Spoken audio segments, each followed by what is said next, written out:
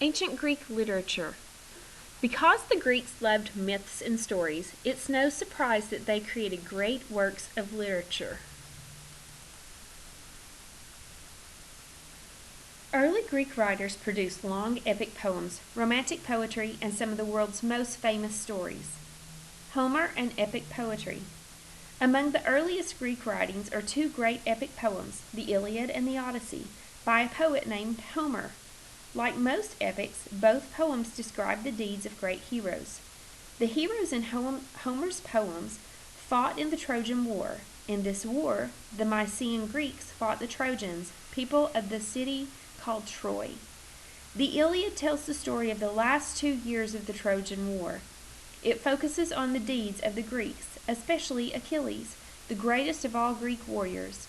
It describes in great detail the battles between the Greeks and their Trojan enemies. The Odyssey describes the challenges that the Greek hero Odysseus faced on his way home from the war.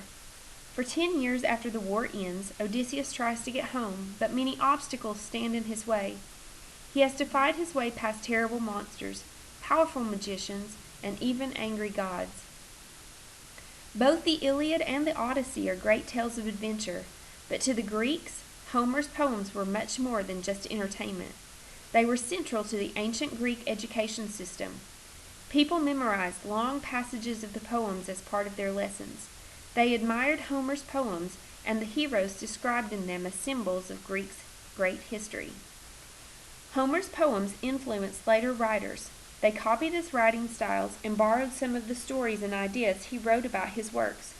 Homer's poems are considered some of the greatest literary works ever produced. Biography of Homer, 800s to 700s BC. Historians know nothing about Homer, the greatest poet of the ancient world.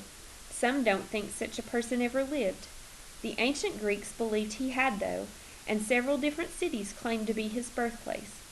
According to ancient legend, Homer was blind and recited the Iliad and the Odyssey aloud.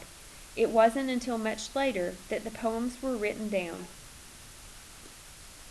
In Homer's Odyssey, the half-woman and half-bird sirens sang sweet songs that made passing sailors forget everything and crashed their ships.